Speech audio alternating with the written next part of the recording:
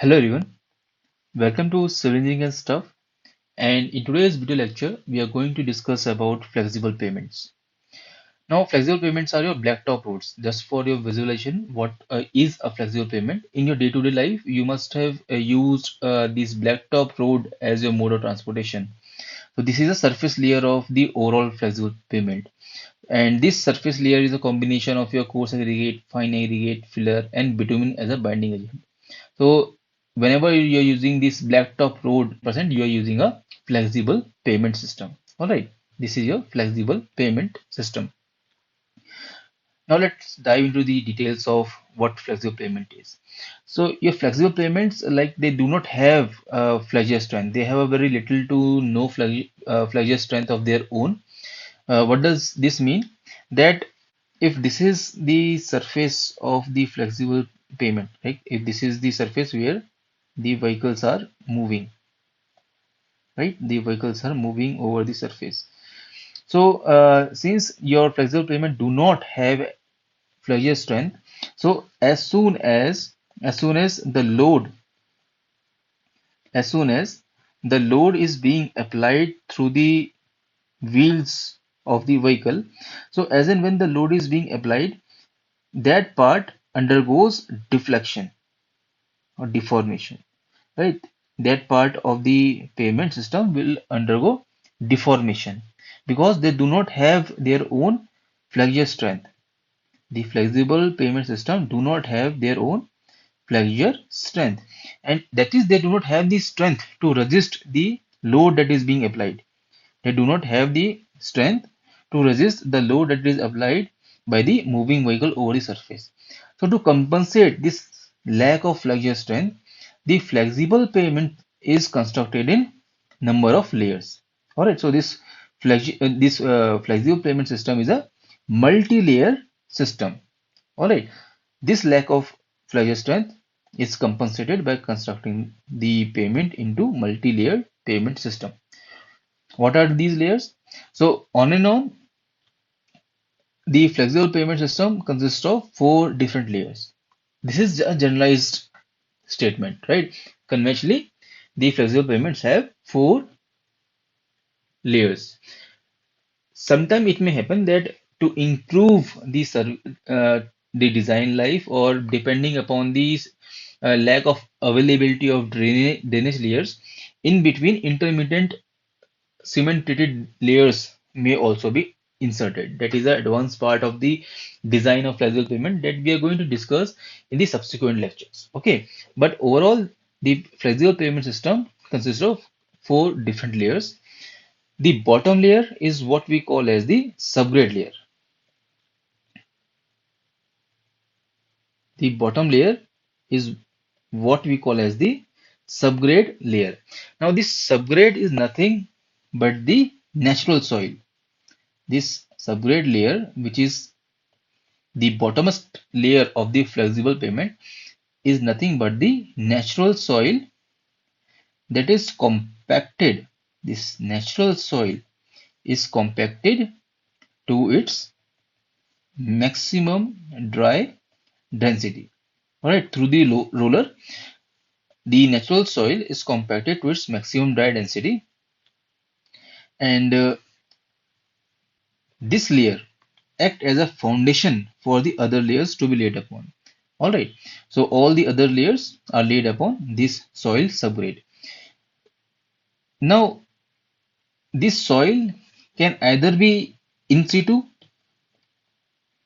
that is the soil that is found on the field. We compact this soil to its maximum dry density through roller compacting, or it can be brought down from some other part of the area. Suppose the natural soil that is available is weak. The natural soil is weak in nature. Weak means that it do not have the amount of strength that is required to sustain a specific design traffic load. All right. So these flexible pavements are designed for a specific type of loading to sustain for a certain year. That is called as the design life of the pavement, right?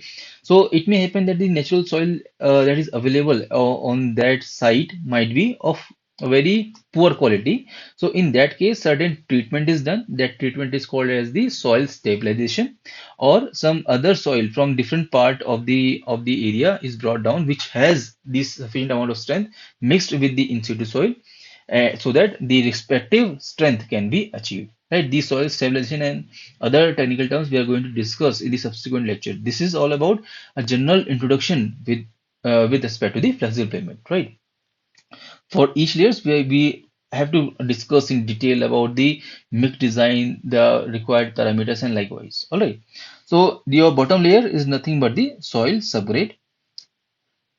It is nothing but the soil subgrade, a thickness of 300 to 500 mm is what we consider as the soil subgrade. 300 in case of low volume roads, 500 in case of national highways. Of course, below that also there is natural soil, which we call as the embankment, over which the soil subgrade will be casted, right? So this means up to 500 mm, we are compacting the soil to its maximum dry density. Right, up to 500 mm, we are compacting the soil to its maximum dry density, and this soil subgrade act as a foundation for the other layers to be laid upon. Apart from that, whatever load whatever load that is applied over the surface of the flexible pavement, this load is transferred through the different layer sections, and through subgrade it is dispersed to the natural ground surface. All right. Then above soil subgrade, we have the next layer called as the granular granular subbase course. Granular subbase course. This granular subbase course, this granular subbase course is a mixture of boulders plus coarse aggregate plus fine aggregate, if required filler, and soil mixed with water. Okay, mixed with water. All right. Above subgrade lies the subbase course, right? Lies the subbase course, which can be granular subbase course in case it is a mixture of boulders, coarse aggregate, fine aggregate, filler, soil, and water. All right. These materials are mixed in a very specific proportion, right? These are mixed in a specific proportion to prepare a dense mix, or like a well compacted mix. All right. And for this again, mixed designs are done. The specifications are given in the standards of Indian Standard Codes, right? Now, the purpose of granular subbase course is that whatever drainage provisions that need to be provided are provided in the granular subbase course. All right. So, in the GSB layer or the subbase layer, whatever you want to say, above subgrade, you can say like the subbase course or granular subbase course in case it is a non-bituminous layer. So above this subgrade, the subbase course provide is used to provide it is used to provide drainage provisions and also act as a foundation layers for the layer above. Right. So the main purpose of GSP is to provide all the drainage provision that need to be provided in the flexible pavement system. All right. Apart from that, it also acts as a foundation layer and transfers the load that is taken by the wheel to the subgrade, and subgrade transfers to the natural soil or the embankment. All right. Now above subgrade lies the base course. Above subgrade lies the base course, and this base course is a mixture of coarse aggregate, fine aggregate, filler if required, plus binder, which in this case is bitumen. These are again mixed in specific proportions, right? And through this dense mixes like dense bituminous mixes are prepared, and this forms the base course. All right, this forms the base course, and you can see uh, these are the different size of aggregates, combination of these aggregate in a very specific proportion. There is a proper designing methodology that is followed, and there are like Indian standard code for flexible pavement. We have IRC 38 published in the year 2018 that is followed. We have more specification, that is Ministry of Road Transportation and Highways. At this moment of making the video lecture, uh, we have in 2013 and 2018 as the versions. So there complete details for these different mixes are specified for each layers. Okay, so these materials are mixed in specific layers to form a dense mix, and this is what forms the base course. And above base course lies the surface course. Above base course lies the surface course, and surface course is the layer that which is in direct contact with the traffic. So all the load that is taken by the overall pavement system, the surface course is the layer of the flexible pavement that is in direct contact with the or that is the first layer that is in contact with the load. And this base course is also a mixture of coarse aggregate, fine aggregate, filler if required, and binder. Binder is again bitumen. Binder is again bitumen, and these are mixed in specific proportions to form the surface course, right? So the difference between surface course and base course lies in the proportion and the size of aggregate and the proportion in which these are mixed. And this can you can very well visualize the difference between these two layers.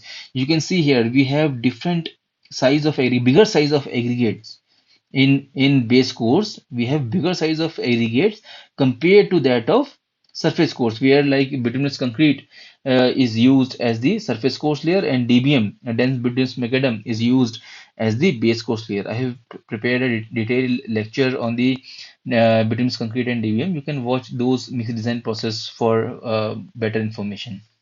All right, so this forms the base course. This is the surface course. Then we have the base course, and then we have the sub base course. Then we have the sub base course, and below that we have the subgrade. We have the subgrade course or layer, right? So together, this together is what we call as the flexible pavement, right? The whole structural matrix that is composed of subgrade, subbase, base, and surface is what these different layers combine to form as a flexible pavement system. Alright, this is what the flexible pavement is. Right, we have the subgrade, which is nothing but the natural soil compacted to its maximum dry density. In case the soil is weak, again the parameters are liquid limit, plastic limit, plasticity index, CVR values like that. Uh, Based upon these, if the soil we observe that the desired property is not achieved, then soil stabilization method is used by adding cement, lime, bitumen. I'm going to make a proper video on soil stabilization. So certain treatment is done to bring the soil quality to what we desire, compacted to its maximum dry density. Above subgrade lies the subbase course, which is a mixture of boulders, coarse aggregate, fine aggregate, filler if required, and soil plus water compacted to its maximum dry density, or compacted to its compacted to its maximum dry density.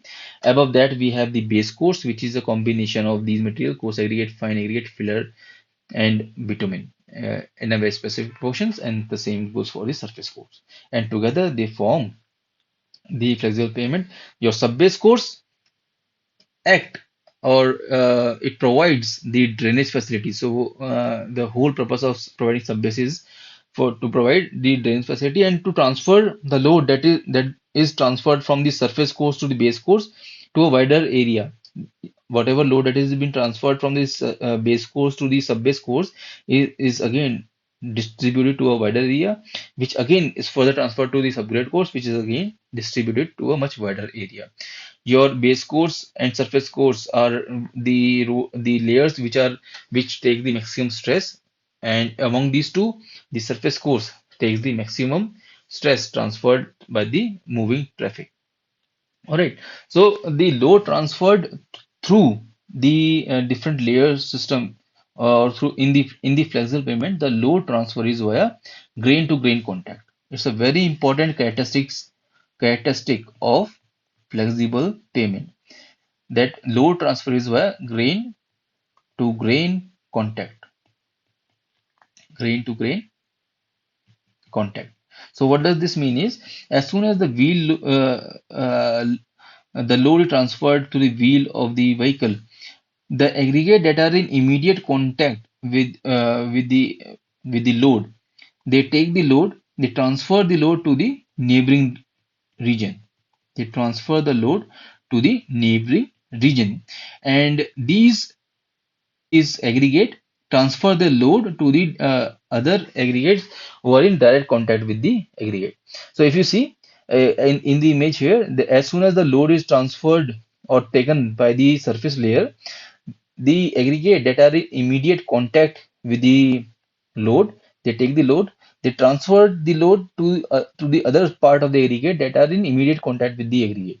And likewise, this aggregate will transfer this load to the aggregate that is in immediate contact with this aggregate. And likewise, like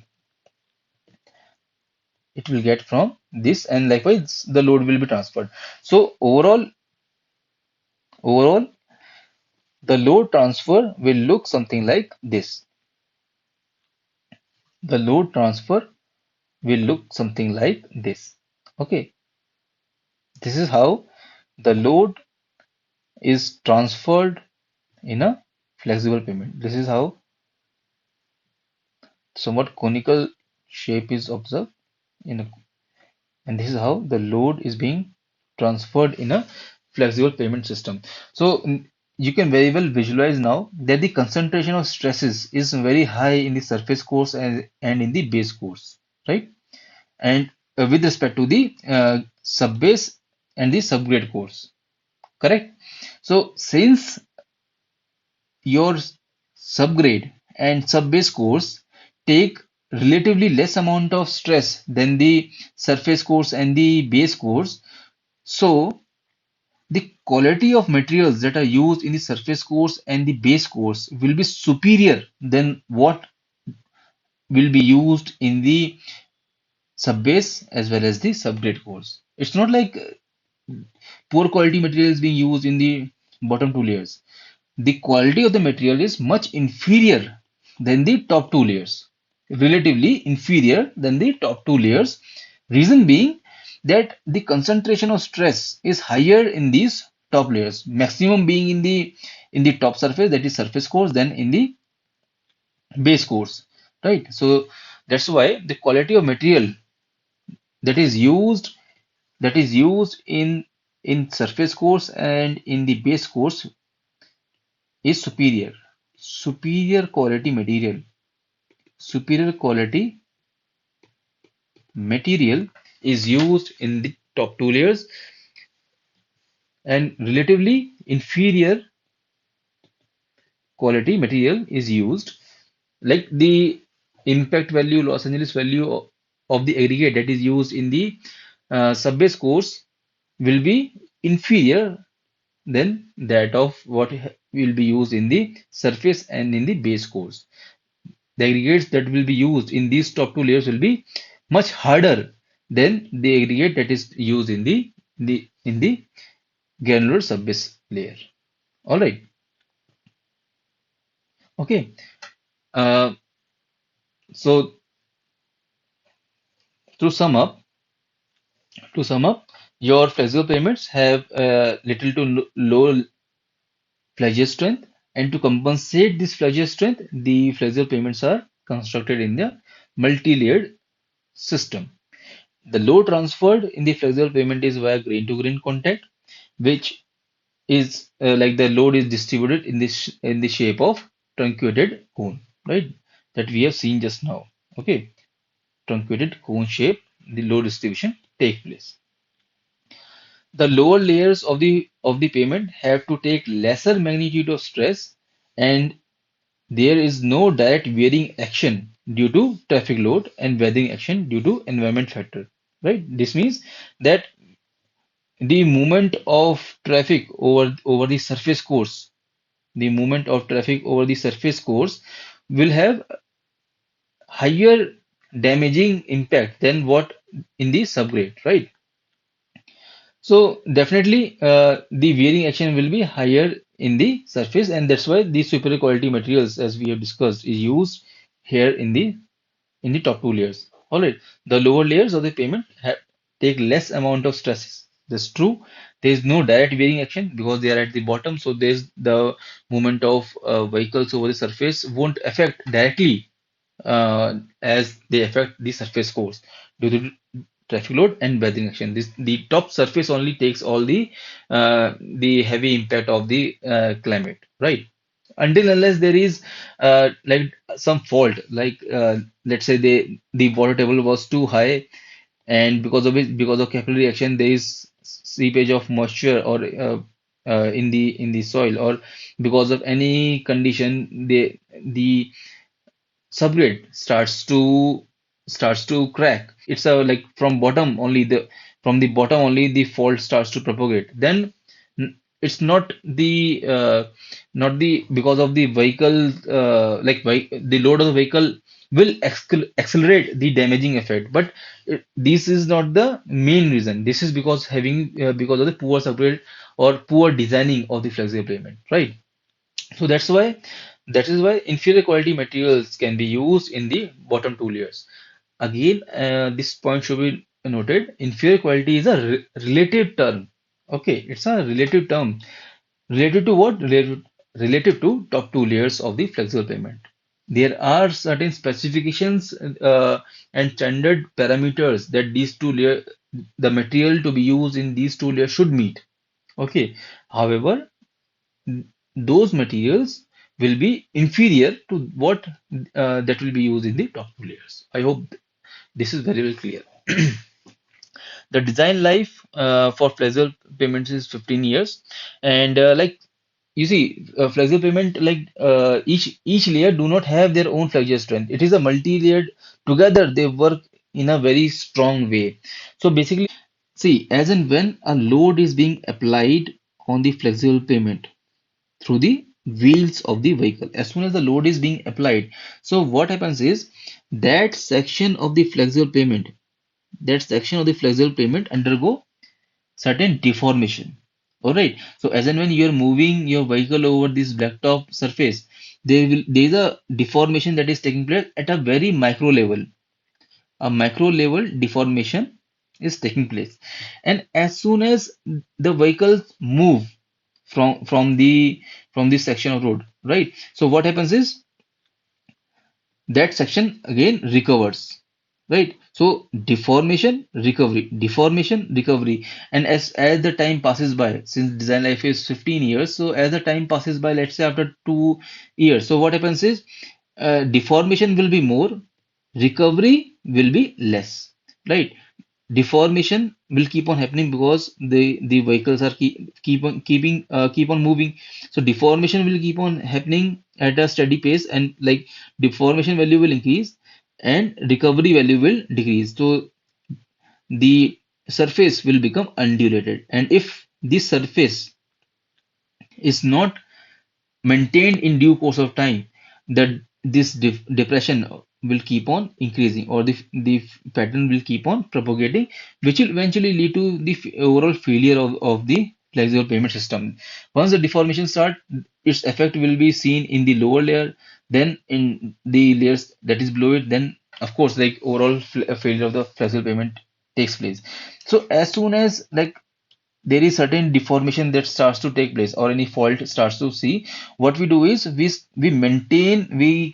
start to maintain this layer itself. Like there are several techniques, either uh, relaying the layer or excavating this layer and again planting a new layer. Like that, different techniques are used. All right. So frequent maintenance and resurfacing is required in the flexible pavement system, because uh, any defect in any of the layer system, if we let it happen, so down the line, what will happen is overall premature failure of the flexible pavement will take place. All right.